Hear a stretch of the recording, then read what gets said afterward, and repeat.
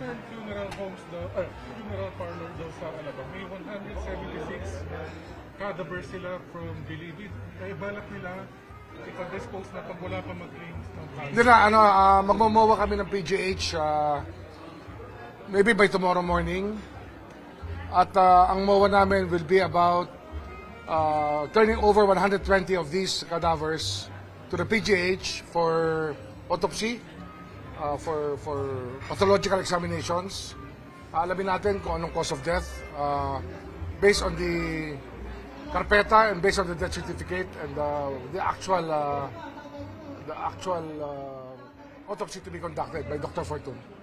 120 of them will be turned over. That's the capacity of the PGH. Any update po sa Persilapit case? Kay General Bantag? Well, a new fact reached us yesterday, no? Actually, this is really for the prosecutors to introduce into evidence about the absence of General Bantag on the September 9 graduation in Bilibid, the graduation of Perpetual Health Hospital, Perpetual Health University of Perpetual Health Delta. It's a significant lead that he was absent on that day because on that day Percy Lapid went to his house to examine, to take pictures of his house and his vehicles, and that the narrations are very clear, that given to me were very clear about this matter. Sir, may mga feelers na po ba ngayon from Sulveta or Bantag? Wala pa. Wala pa. Ang ano ko lang sa kanila, sana sumagot sila ng counter affidavit, wag sila sa media sasagot. Mag-counter affidavit sila. Yan ang proseso ng batas natin eh. Di ba? Igalang nila yung batas, alagad sila ng batas eh. Tapos ganyan sila magsalita, di ba? Walang drama-drama. Face it like a man, di ba? Pag hindi ka lalaki, if you cannot face it, then what are you? Diba? Face it. Ang dami-daming drama eh, di ba?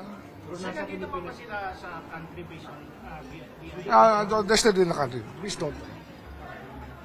Sir, by the way, yung nag-request po ba kayo sa Eastern Funeral na wag nila i-dispose muna yung mga bodies?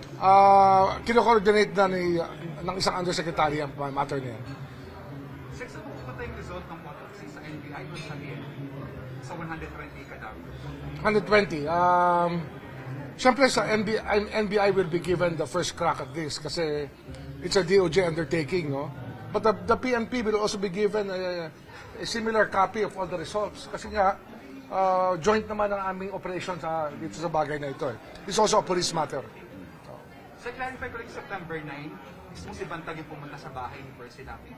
Hindi. Si Percy Lapid nagpunta sa bahay niya sa Laguna. Yun yung pagkatapos na lumabas yung Cinderella Man ni Percy Lapid. That was the basis. So that day itself, nung nalaman ni General Bantag na andun si Percy Lapid sa Laguna, medyo nagalit at nawala na siya. He didn't anymore go back to Bilibid. He went back to Laguna and then hindi na siya umattend ng graduation because it's very significant because graduation in University of Perpetual Health, andun lahat ng Board of Trustees niyan. They're all present. These are people who really are doing a great service to the National Penitentiary. Kasi they're providing college education to many of the inmates who want to do it. Yung kanyang hindi pagbalik doon was a sign also that he was very mad. He was very, very livid about it. Pumunta sila sa bahay niya, sa Laguna. Of course, it's a natural reaction, but it's just being narrated to me yesterday na yun talaga naging reaction niya. Sir, alam mo sir, ba't daw pumunta? Yun nga, di ba yung gumagawa siya ng storya, yung Cinderella Man, yung kanyang video, yun eh. Yung lumabas yung Cinderella Man, I think 15 na eh. September 15. September 9, yung pumunta sa bahay niya para kumuha ng pictures sa village. Tapos September 17, nagsimula na yung plots. Nagsimula na lahat. Everything came into motion. Kaya makikita nyo, meron talagang, there's a string that ties everything together. Sir, may mga hindi na pumunta sa bahay ni Bantag, wala raw siya doon these past few days? Hindi ko alam. I don't know. Anyway, the law says that the subpoena and the papers that he has to receive should be delivered to his last known address. Nasa Pilipinas pa ba sila, Sec? Si I would say so because remember they're government officials. Hindi ka pwedeng umalis ng Pilipinas pag wala kang travel authority unless they secured passports that just did not reflect their true professions. Sir, yung precautionary hold departure order, sir, kailan po mailalabas kaya against Bantag? It's being processed by the DOJ now. Sir, pahabol na lang sa NBI. Ano po yung gagawin niyo hakbang para mas ma-develop pa, maging mas advanced ang gamit po ng NBI? Pinag-uusapan namin ng Director De Lemos ang changes na kinakailangan dito. And we want to complete their laboratories.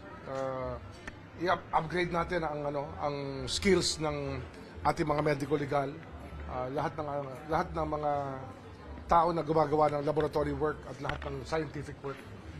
Mahalaga kasi ngayon, science-based na talaga ngayon ang criminology. Science-based, and we want that to happen. Sexy Dr. Lito, sinasabi, wala pa siyang kopya ng NBI autopsy report. Ibibigyan natin siya. Remember, the NBI autopsy report was on the first day of our investigation as DOJ and NBI. Kasi yung araw na yon, doon lang namin nalaman na namatay nga si Villamor. And he was a witness. We were not involved in the investigation. I was told about this at around 10:30 or 11 in the morning. By 2 o'clock, the NBI was there already to conduct an autopsy without any inkling of what the case was all about.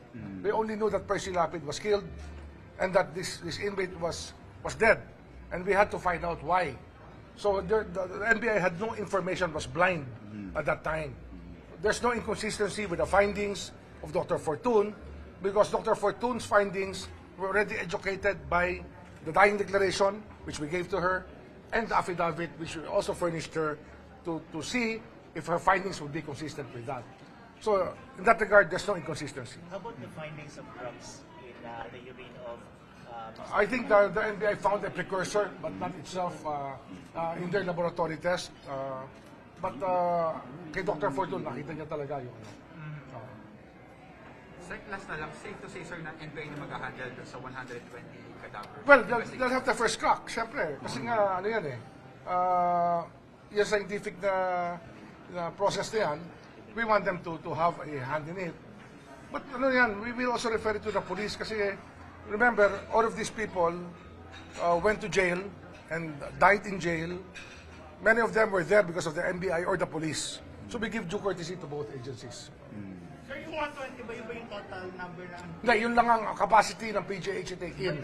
176 yung accounted for na cadavers ngayon na galing ng mga PDL nandun sa Eastern Funeral Home. So yung remaining, sir, na dadaling pa rin ba? We will see. We will ang trabaho ng DOJ ngayon and the attached agencies is to locate the families of these people. Remember, these are people. They're cadavers of people who had families. Subukan natin sila bigyan ng decent burial. We'll try to give them a decent burial. Toxicology ba ang mga gagawing exam? Well, what a medical legal does, they will do. Pathological exam.